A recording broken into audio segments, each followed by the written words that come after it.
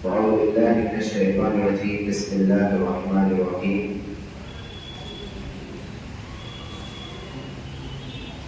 يا أيها الذين آمنوا توبوا إلى الله توبة نصوحا.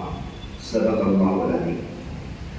سبحان ربك رب العزة عما يصفون وسلام على المرسلين والحمد لله رب العالمين. بزرگوں اور دوستوں، اس وقت میں نے قرآن مقدس کی جس آیت کو عنوان بنایا ہے، اس آیت کا تعلق توبہ سے ہے۔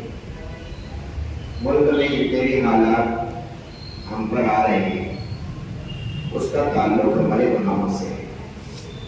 اس کا تعلق کس سے ہے؟ ہمارے گناہوں سے۔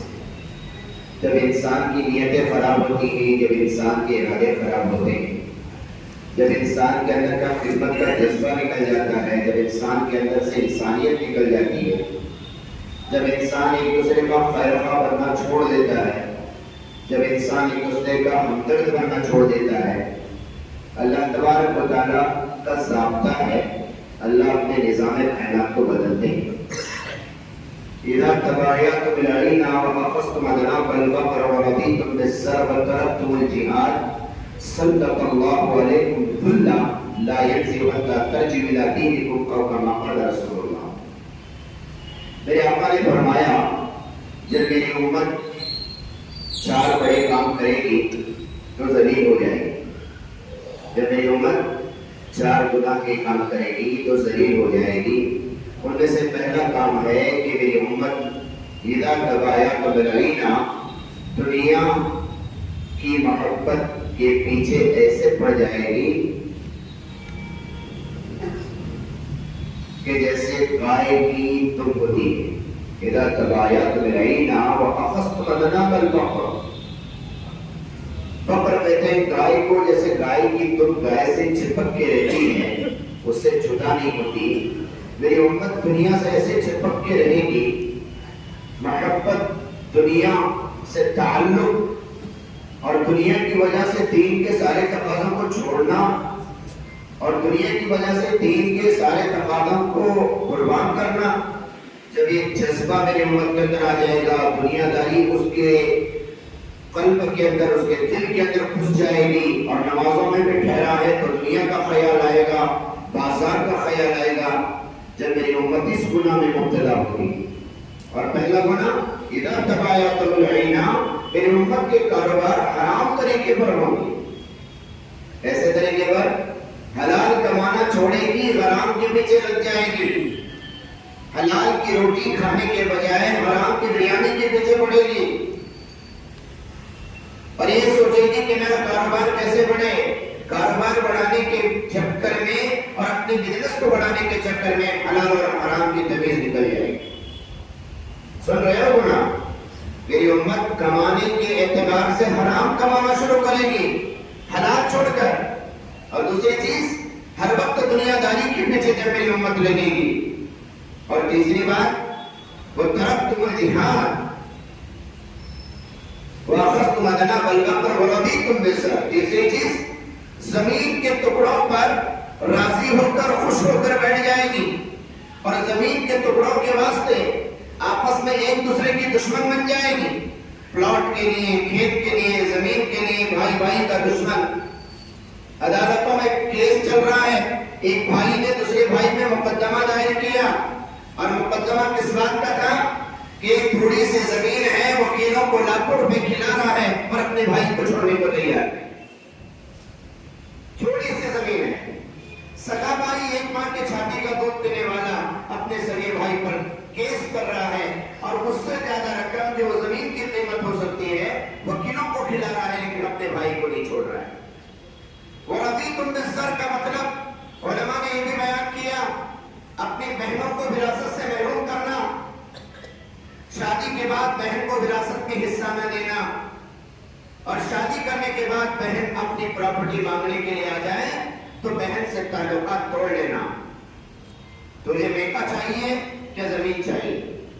اگر میکا چاہیے تو یہ گھر پورا کپڑا بھائیوں کے نام پہ کر دے، اگر تجھے زمین چاہیے، گھر چاہیے، پاس سے اپنے بھائیوں کا دروازہ تیرے لیے بند ہے۔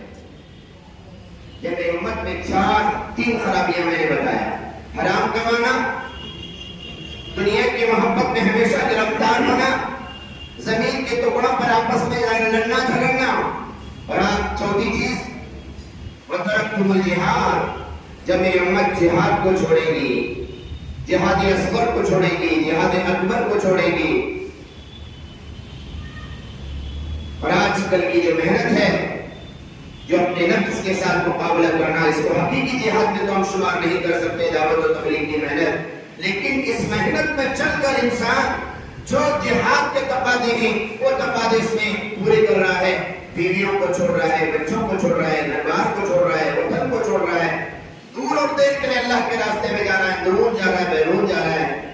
اس سے مشابہت تو ہم لوگ مشابہت کے اعتبار سے تو بتا سکتے ہیں, لیکن جو لفظ جہاد کے لیے جو استعمال ہوا ہے اس کو اپنی جگہ پر رکھتے ہوئے ہم اس کی تفسیر یہ کریں گے اور اس کی تشریح یہ کریں گے کہ آج کل کی ہماری جو مروجہ محنت ہے, آج کل کی جو ہماری دعوت و تبلیغ کی محنت ہے, آج کل کی ہماری جو مجالس و مکاتب کی محنت ہے, اور آج کل کی جو ہماری جمعیت کی محنت ہے, مسلمانوں کے ساری تنظیموں کی جو محنت ہے, اس سے وابستگی اگر ہماری ختم ہو جائے گی تو امت کی بربادی اور امت کی گمراہی میں کوئی شک نہیں. چار باتیں سمجھ میں آئی تو سرکار نے فرمایا جب یہ چار کام میرے امت میں ہو جائیں گے, سلط اللہ علیکم الذلہ, اللہ میری امت پر ذلت کو مسلط کر دے گا. ذلت کیسے مسلط کرے گا اللہ پاک؟ ظالم حکمرانوں کے ذریعے سے.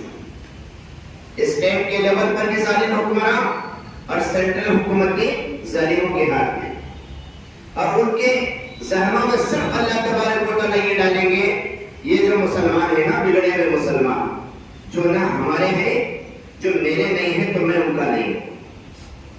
کتنا سمجھانا ہوں مسلمانوں کو, دین کے سارے راستوں کو چھوڑ کر گناہوں میں اتنا آگے بڑھ چکے ہیں. جب بیٹا غلطی کرتا ہے تو ماں باپ پنشمنٹ دیتے ہیں, جب شاگرد غلطی کرتا ہے تو استاد سزا دیتا ہے, جب بندہ غلطی کرے تو اللہ کو سزا دینے کا حق ہے کہ نہیں؟ یہ سزا ہے ہمارے لیے. پہلی مرتبہ مسجدوں میں مرکزوں میں پروجیکٹ لگ رہا ہے, حالات کو آگاہ کرنے کے لیے, امت کو بیدار کرنے کے لیے سلطان شاہ جیسے مرکز میں پروجیکٹ لگا کر امت کو آنے والے حالات اور موجودہ حالات کے بارے میں بیدار کیا جا رہا ہے اور یہ سمجھایا جا رہا ہے. یہ بھی دعوت کی محنت ہے, یہ بھی تبلیغ کی محنت ہے. یہ تبلیغ سے ہٹ کر نہیں ہے, یہ تبلیغ کے چھوٹے درجے میں آتی ہے. اکرام مسلم کے اندر یہ بات آتی ہے.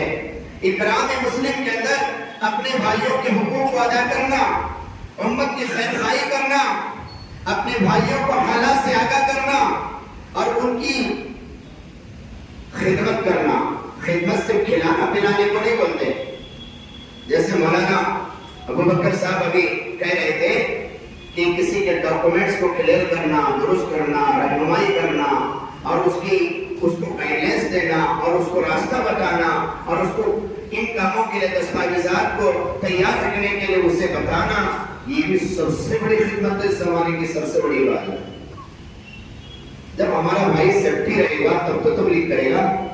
ایک میرے بھائی کے پاس ڈاکومنٹ نہیں ہے اور سرکار اس کو پریشان کر رہی ہے, کورٹ کچہریوں میں چکر کاٹ رہا ہے, پولیس اسٹیشن میں جا کے بیٹھ رہا ہے اور پریشان ہے, ہم اس کی چلے چارمنی کی تشکیل کو جا سکیں گے؟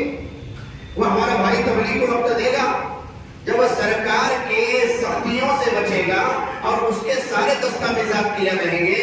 وہ ہمارے دعوت و تبلیغ کے کام کے لیے, مکاتب اور مدارس کے لیے اور اسی طریقے سے دینی خدمات کے لیے, جمعیت کے لیے وقت فارغ کرے گا.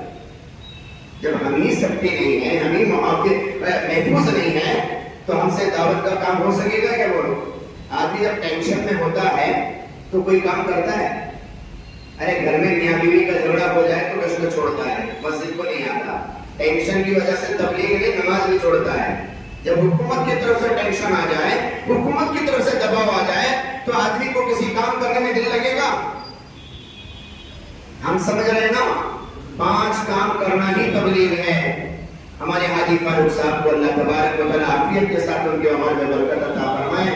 ایسے دور اندیش دعوت و تبلیغ کے ذمہ دار پوری دنیا میں کسی کو نہیں ملے ہوں. میں تو ہر وقت حاجی صاحب کے لیے دعا کرتا ہوں. دنیا میں دعوت و تبلیغ کے ذمہ داروں میں حاجی فاروق صاحب جیسا دور اندیش آدمی ہم نے اپنی آنکھوں سے نہیں دیکھا، کیونکہ حاجی صاحب نے وقت کی نزاکت کو سمجھ کر ووٹنگ کا معاملہ آیا تو مرکز سلطان شاہ میں جوڑ کر ووٹر لسٹ بنانے کے بارے میں جوڑ کیا پورے کرناٹک والوں کو بلا کر، اور کہا کہ ووٹر لسٹ بنانے کی مہم شروع کرو مسجد وال جماعت کے ذریعے سے۔ اور جب یہ سایات کا معاملہ آیا تو حاجی صاحب نے صوبے کے سطح پہ جوڑ کر کے بازوں میں کرسی ڈال کے بیٹھ کر ڈاکٹر صاحب کے ذریعے سے پروجیکٹ کے ذریعے سے ساری چیزیں بتائی، تو حاجی صاحب کی دور اندیشی کو کون جانے، کلندر ہر جگہ ہوئے، عقیدہ ہوئے، آنے والے حالات کو سمجھ کر یہ امت کو بیدار کر رہے ہیں۔ ابھی تک ہم غافل ہیں، یہ نئی چیز لگ رہی ہوگی آپ کو، تبلیغی مرکزوں میں نئی چیز لگ رہی ہوگی۔ اس مسلح پہ ہمیشہ 6 نمبر کے دائرے میں بات ہوا کرتی تھی، آج 6 نمبر سے ہٹ کر بات ہو رہی ہے، یہ تعجب لگ رہا ہوگا آپ کو۔ اور اس مرکز کے اندر جمعیت کا بینر لگا ہوا ہے، یہ بھی آپ کو تعجب لگ رہا ہوگا۔ جمعیت کا بینر لگا ہوا ہے، جمعیت علماء کے نام سے دعوت و تبلیغ کے ساتھی مل کر کام کر رہے ہیں۔ یہی تو چاہیے اس امت کو، اور کیا چاہیے؟ ملک کی آزادی کے لیے انگریز جب دنیا میں آئے تھے تو 3 تحریکیں بڑی مضبوط تھیں۔ انگریزوں کو ہندوستان سے بھگانے کے واسطے پوری دنیا میں، پورے ہندوستان میں کتنی تحریکیں کام کر رہی تھی بولو؟ خانقاہی تحریک تو پہلے سے چل رہی تھی، کیونکہ دین جو زندہ تھا وہ خانقاہ سے زندہ تھا۔ خانقاہی لین سے اللہ والے آتے تھے، بڑے بڑے اولیاء علاقوں میں جاتے تھے، ان کی مریدین ہوتے تھے، ان کو توبہ استغفار کراتے تھے، اسی راستے سے دین زندہ تھا۔ اور مدرسے تھے، گنے چنے مدرسے تھے، لیکن اقامتی ادارے نہیں تھے، غیر اقامتی مدرسے چلتے تھے، چھوٹے چھوٹے مدرسے۔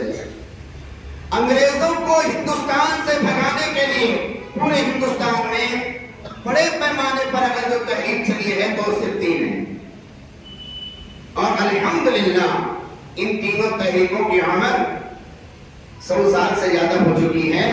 150 سال کسی تحریک کی عمر ہوئی ہے تو کسی کی 100 سال سے زیادہ، کسی کی 100 سال ہونے والی ہے۔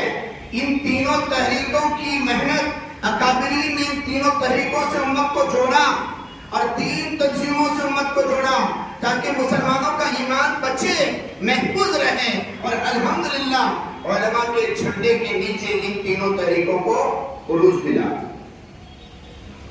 ان میں سب سے پہلے جو محنت شروع ہو گئی انار کے درخت کے نیچے دارالعلوم دیوبند، یہ سب سے مدارس کی محنت۔ سارے علماء نے مل کر سوچا اگر ہم کو آزادی کے لیے مجاہدین تیار کرنا ہے تو پہلے ہم کو علم دین سے آراستہ کرنا پڑے گا۔ ایک انار کے درخت کے نیچے 1967 میں مدرسوں کی بنیاد رکھی گئی، اور ہندوستان کا سب سے پہلا بڑا مدرسہ دارالعلوم دیوبند کے نام سے جو آج زندہ ہے، جس کی عمر الحمدللہ اس وقت تقریباً 150 سال پورے سے زیادہ ہو گئی۔ 150 سال سے دارالعلوم دیوبند کی محنت جو شروع تھی آج تک زندہ ہے، اسی کا ایک چھوٹا سا بچہ، اسی کی ایک شاخ، اسی کی ایک برانچ دارالعلوم اڑائی گئی ہے کہ نہیں ہے بولو؟ جہاں جہاں جن جن علاقوں میں مدرسے ہیں ان تمام مدرسے کس کے بچے ہیں؟ دارالعلوم دیوبند ام المدارس کے بچے ہیں، اور یہ ہماری ماں ہے، یہ ہمارے مدرسوں کا مرکز ہے، اور سارے مدرسے والوں کو وہاں سے پانی ملتا ہے، اور سارے مدرسے والے رابطے مدارس کے نام سے دارالعلوم سے جڑ کے رہتے ہیں۔ جیسے سارے مرکز والے دعوت و تبلیغ کے پلیٹ فارم سے جڑ کے رہتے ہیں، ویسے سارے مدرسے والے دارالعلوم سے جڑ کے رہتے ہیں۔ یہ تحریک کب شروع ہوئی؟ 1967 میں، اور آج 2026 تو کتنے سال ہو گئے؟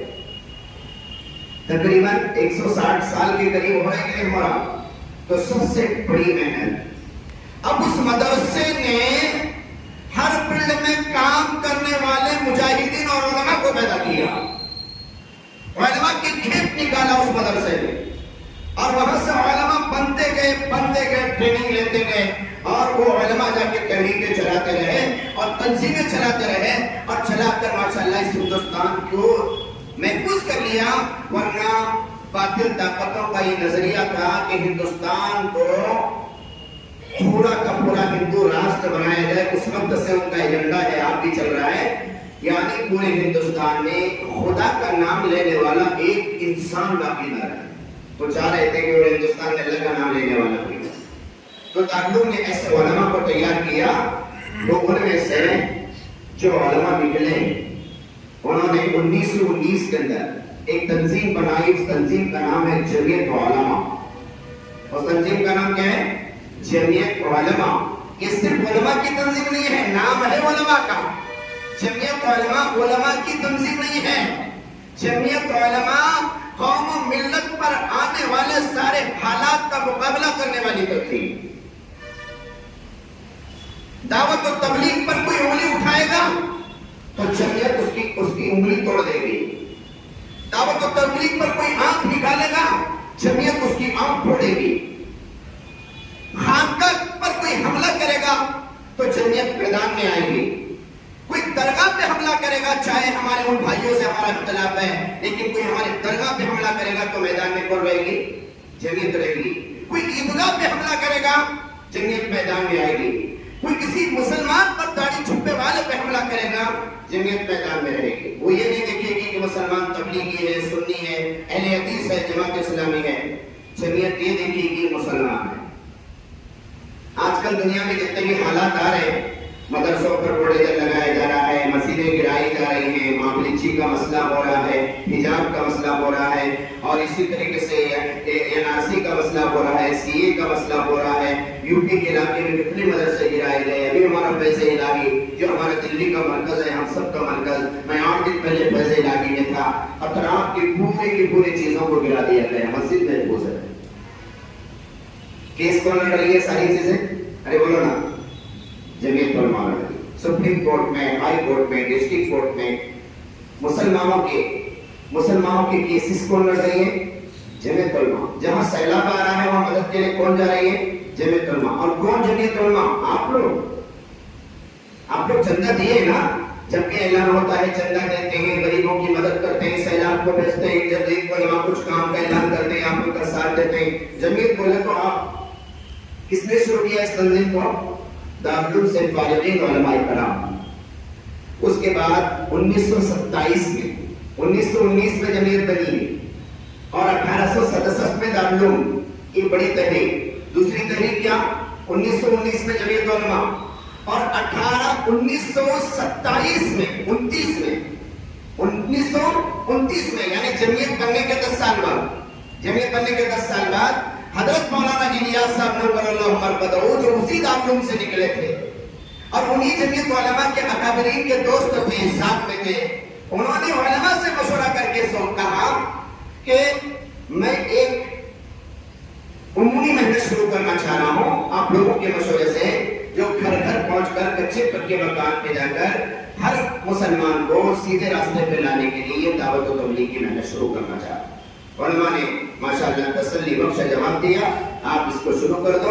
انہوں نے ہمارے ایک بنگلہ والی مسجد کو اپنا سینٹر بنایا، اور الحمدللہ آج دعوت و تبلیغ کا کام جو 1927 میں شروع ہوا، 29 میں شروع ہوا، آج الحمدللہ 99 ایئر ہو گئے. اگلے سال اس کا 7 سال ہو جائے. اگلے سال 27 اور 29 کے بیچ میں کام شروع ہوا. اگلے سال 2027 کو تبلیغ کی محنت شروع ہوئی، 100 سال ہو گئے. اور جمعیت کی محنت شروع ہو کے 107 سال ہو گئے، اور مدرسے کی محنت شروع ہو کر 100-150 سال ہو گئے. یہ 3 محنتیں ہیں انشاءاللہ قیامت تک رہیں گی، اور امت کے ہر فرد کو ان تینوں محنتوں سے وابستہ ہونا ہے. بات سمجھ میں آئی؟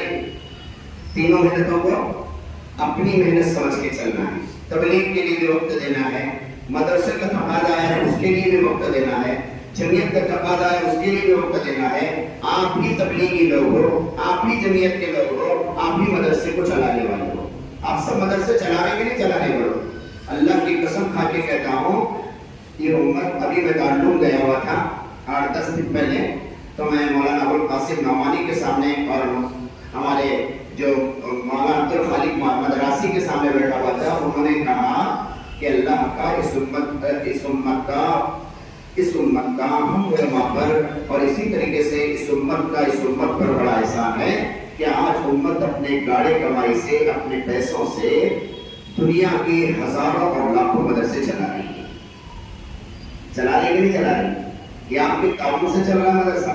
یہ ماڈلری کا مدرسہ نہیں بلکہ سارے مدرسے کے سفیر آپ کے پاس آتے ہیں. کچھ نہ کچھ پکڑ نہیں تو پکڑی تو آپ دیتے ہیں کہ نہیں دیتے. وہ آپ کے 10 روپے 15 روپے 20 روپے سے مدرسے چل رہے ہیں کہ نہیں چل رہے ہیں. اور جتنی مسجدوں کی امام کی تنخواہ وہ آپ ہی سے وصول ہو رہی کہ نہیں ہو رہی ہے. مسجد میں امام ہے اس کی تنخواہ کون دے رہے؟ آپ دے رہے کہ نہیں دے رہے؟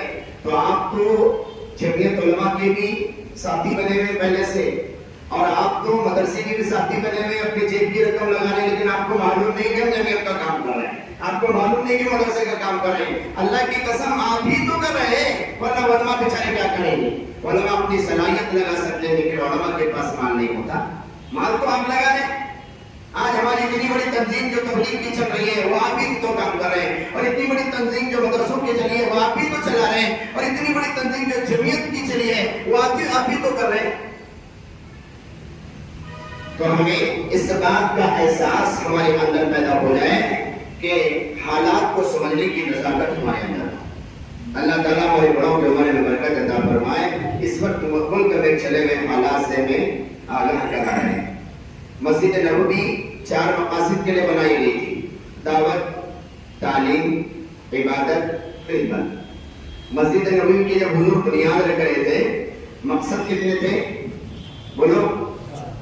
پہلی عبادت، دوسرے نمبر پہ دعوت، تیسرے نمبر پر تعلیم، چوتھے نمبر پر خدمت. اللہ کے رسول نے اپنی مسجد کو جو سینٹر بنایا تھا وہاں پر عبادت بھی ہوتی تھی، 5 نمازیں بھی چلتی تھی، وہاں پر ذکر بھی ہوتا تھا، عبادت میں ذکر بھی آ گیا، وہاں پر تعلیم بھی ہوتی تھی، مکتب بھی چلتا تھا، اور وہاں پر مدرسہ بھی چلتا تھا. اصحاب صفہ کا چبوترا کہاں چلتا تھا؟ بولو. حضور کا جو پہلا مدرسہ مسجد نبوی، حضور کی پہلی مسجد ہوگا اس سے پہلے، لیکن حضور نے جو پہلا مدرسہ شروع کیا جس کے محتمم کون تھے؟ حضور. وہ کہاں شروع کیے؟ مسجد نبوی کے اندر پڑھتے تھے صحابہ. مرکز تھی وہ مسجد نبوی، تبلیغ کی مرکز تھی. مسجد نبوی وہ مدرسہ تھا. مسجد نبوی عبادت کے لیے مسجد تھی، اور مسجد نبوی میں خدمت کا شعبہ چلتا تھا. اسی خدمت کے شعبے کا نام جمعیت ہے، اور جمعیت جو بنی ہے نا اسی شعبے کو لے کر بنی ہے. بات سمجھ آ رہی؟ اب مسجد نبوی میں کیا کیا کام چلتے تھے؟ نبی کریم صلی اللہ علیہ وسلم کے زمانے میں جتنے بھی کام ہیں وہ کہاں سے ہوتے تھے؟ بولو. مسجد سے. حضور صلی اللہ علیہ وسلم سیاست میں ٹھیک نہیں تھے. آپ صلی اللہ علیہ وسلم نے 10 سال تک سیاست کی ہے. پاکیزہ سیاست، ہمارے جیسی گندی نہیں. C M, P M, prime minister, بادشاہ، ملک چلانے والے کون تھے؟ ارے بولو. حضور. اور آپ کی پارلیمنٹ کہاں تھی؟ پارلیمنٹ ہاؤس تھا مدینے میں. مسجد کے ممبر پہ بیٹھ کر فیصلہ کرتے تھے. حضور کہاں بیٹھ کے فیصلہ کرتے تھے؟ اور صحابہ جو ایم پیز ہوتے تھے، ایم پیز جو اس زمانے میں گورنر کہا جاتا تھا، آج کے زمانے میں ان کو ایم پیز کہا جاتا ہے. فائنانس منسٹر، ایجوکیشن منسٹر اس زمانے میں بھی تھے، تعلیمی گورنر، اور اسی طریقے سے مالیات کا گورنر. وہ حضور کے زمانے میں جتنے بھی صحابہ جو ایم پیز تھے وہ اپنا پارلیمنٹ کے اندر جو ایم پیز اپنا یہ پیش کرتے ہیں وہ کام پیش کرتے تھے مسجد نبوی میں. وہ مسجد نبوی پارلیمنٹ تھی. اور اگر کوئی چوری کرتا تھا، زنا کرتا تھا اور کرائم کرتا تھا تو مسجد میں پوری مدینے میں اور عرب میں کوئی کورٹ نہیں تھی. فیصلہ کہاں ہوتا تھا؟ مسجد میں. یعنی supreme court, high court, district court کون سی تھی؟ مسجد نبوی. پارلیمنٹ کیا تھی؟ مسجد نبوی. اور کوئی بھی کرائم کرتا تھا تو مسجد نبوی میں پولیس اسٹیشن نہیں تھا، اور اس کو سزا دینا اور اس کے اوپر جرمانہ عائد کرنا جو پولیس اسٹیشن میں ہوتا ہے وہ کہاں ہوتا تھا؟ مسجد نبوی. یہاں تک کہ کسی قیدی کو سزا دینے کے بعد پورے مدینے میں جیل نہیں تھا. اللہ کے رسول صلی اللہ علیہ وسلم اس قیدی کو سزا دینے کے لیے کیا کرتے تھے؟ مسجد کے پلروں سے باندھ دیتے تھے. ادھر فیصلہ ہوا، کورٹ نے، عدالت نے فیصلہ کر دیا اس کو پلر سے باندھ کر اس کو 7 دن کی سزا دی جائے. فیصلہ کون سنا رہے ہیں؟ حضور صلی اللہ علیہ وسلم. اور باندھنے کے لیے اسے کہاں لے جایا جا رہا ہے؟ مسجد کے پلر. مسلمان ہے تو بھی پلر سے باندھا جاتا، اور کافر ہے تو بھی پلر سے باندھا جاتا. مسلمان نماز کے وقت اس کی رسی کھولی جاتی تھی، پیشاب پاخانے اور کھانے کے لیے کھولی جاتی تھی، کھانا کھانے کے بعد نماز پڑھنے کے بعد پھر باندھا جاتا تھا. اور کافر ہے تو اسے پیشاب پاخانے کے لیے کھولا جاتا تھا، کھانے کے لیے کھولا جاتا تھا. اور نماز مسلمانوں کی چلی ہے اور پلر سے کافر بندے ہوئے ہیں مسلمانوں کی نماز دے رہے ہیں. ابو لبابہ ان کو مسجد سے باندھا گیا. آج ایک سکون ہے مسجد میں جس کا نام ہے، مسجد میں ایک سکون ہے اس کا نام ہے استوان ابو لبابہ. ایک ابو لبابہ صحابی تھے، ان سے غلطی ہو گئی، ان کو پلر سے باندھا گیا. اس پلر سے باندھنے کے بعد انہوں نے اتنی سچی کی توبہ کی، اللہ نے قیامت تک کی طے کر دیا جو اس پلر کے نیچے حج اور عمرے کو جا کر بیٹھ کے دعا کرے گا، توبہ کرے گا، قیامت تک کے سارے لوگوں کی توبہ میں قبول کروں. یہ سزا کہاں دی جاتی تھی بولو؟ ہاں، عبادت کہاں ہوتی تھی؟ جلدی جلدی بولو. مسجد میں. مدرسہ کہاں چلتا تھا؟ مسجد میں. خانقاہ کہاں لگتی تھی؟ مسجد میں. پارلیمنٹ کے فیصلے کہاں ہوتے تھے؟ مسجد میں. کورٹ اور عدالت کے فیصلے کہاں ہوتے تھے؟ مسجد میں. پولیس اسٹیشن کے سارے کیسز کہاں چلتے تھے؟ مسجد میں. قیدیوں کو سزا کہاں دی جاتی تھی؟ مسجد میں. ابھی آگے سنا، کوئی مسافر آتا تھا، دوسرے لاجنگ نہیں تھی، اسے رات میں کھلا پلا کر کہاں سنایا جاتا تھا؟ مسجد میں. یعنی وہ مسافر خانہ بھی تھا. اور لنگر بھی چلتا تھا کھانے کا مسجد میں. کون بھی آیا، کس کے بھی گھر کو جانے کی ضرورت نہیں، مسجد میں کھاؤ سو جاؤ. اور کھانا کیا ہوتا تھا؟ حضور نے نصیحت کی تھی تمام صحابہ کو کہ تم کھجوروں کے بیپاری تھے مدینے والے، تمہارے درختوں کے کھجوروں کے خوشے، جس میں کچے اور پکی کھجورا، وہ لا کر مسجد کا ایک صحن تھا اس میں لٹکا دینا. سارے صحابہ جیسے گوشت کسائی لوگ گوشت لٹکاتے ہیں، کھجوروں کے خوشے لٹکاتے تھے. جو بھی مسافر آتا تھا پوچھنے کی ضرورت نہیں، خوشوں میں کھجور توڑا، کھا لیا، پانی پیا، جا کے سو گیا. بات سمجھ میں آ رہی؟ اور جو بھی کام ہوتے تھے گورنمنٹ کے لین کے، سیاست کے لین کے اور ڈاکومنٹ کے لین سے، دستاویزات کے لین کے، وہ سارے کام کہاں سے ہوتے تھے؟ مسجد سے. کہاں سے ہوتے تھے؟ مسجد سے. گویا سمجھو اللہ کے رسول کی مسجد، مسجد نبوی مسجد نہیں تھی بلکہ پوری دنیا کا ایک مرکز تھی. ساری دنیا میں ہونے والے کام مسجد سے شروع ہوتے تھے. انشاءاللہ ہمارے اکابر یہی چاہ رہے ہیں ہماری مسجد بھی اس کا نمونہ ہو. ہم بھی اپنے مسجدوں کو انشاءاللہ اسی بنائیں گے. ہمارا ہر کام مسجد سے ہوگا انشاءاللہ. اور کچھ یہ حالات ہم کو یہ حالات ہمارے لیے فائدے مند ہیں. حالات آنے کی وجہ سے ہمیں ایک ایک کام مسجد میں شروع کر رہے ہیں. صرف تبلیغ کرتے تھے الحمدللہ، پھر اس کے بعد ارتداد کا دور پھیلا تو ماشاءاللہ مکتب مضبوط ہو گئے، مکتب کا کام بھی شروع ہو گیا. کچھ مساجد میں حفظ کی کلاسیں بھی شروع ہو گئی، مدرسہ بھی شروع ہو گیا. اور کچھ یہاں پہ فکر بھی ہوتا ہے ماشاءاللہ، وہ تو ماشاءاللہ خانقاہی کام بھی شروع ہو گیا. اور یہ ووٹر آئی ڈی کا کام بھی مسجد سے شروع ہو رہا ہے، اور یہ عصائر کا کام بھی مسجد سے شروع ہو رہا ہے. اور اسی طریقے سے ماشاءاللہ ایک ایک کام جو حضور صلی اللہ علیہ وسلم کے زمانے میں تھے وہ مسجد میں شروع ہو رہے ہیں. ایک وقت آئے گا انشاءاللہ مسلمان کا کوئی بھی کیس رہے گا تو کورٹ نہیں جائیں گے، ہم مسجد آئیں گے انشاءاللہ. ایسا کریں گے انشاءاللہ. مسلمانوں پر کوئی بھی کیس رہے گا کیونکہ کورٹ ٹک چکی ہے، عدالت ٹک چکی ہے، کورٹوں میں انصاف نہیں مل رہا ہے. ہم ایسے ایسے علماء تیار کریں گے، ہمارے ہر مسئلے کا حل انشاءاللہ مسجد میں ہوگا. اور وہ بول رہا ہے نا کچھ گلی کا جھگڑا ہوا تو کہاں آتا ہے؟ جماعت والے کے پاس آتے ہیں نہیں. میاں بیوی کا جھگڑا ہوا، ساس بہو کا جھگڑا ہوا تو کہاں لے آتے ہیں؟ وہ بھی کام مسجد والے کر رہے ہیں نہیں کر رہے ہیں؟ کر رہے ہیں. لیکن فیصلے نہیں ہو رہے ہیں. انشاءاللہ ایک وقت آئے گا عدالت کی طرح فیصلے بھی ہوں گے. مسجد نبوی کی طرح ہم ہر کام کریں. اب آئیے ہم اپنے موضوع پہ آتے ہیں. یہ تمہیدی بات تھی گئی. اس وقت آپ کو جو جوڑا گیا ہے وہ ایک ملک میں چلنے والی ایک ناپاک سازش کا جواب اور اس سے بچنے کے لیے اور اس کو کس طریقے سے قابو میں لائے، جس کو SIR کہتے ہیں، اس کے لیے آپ کو جوڑا گیا. ٹھیک ہے.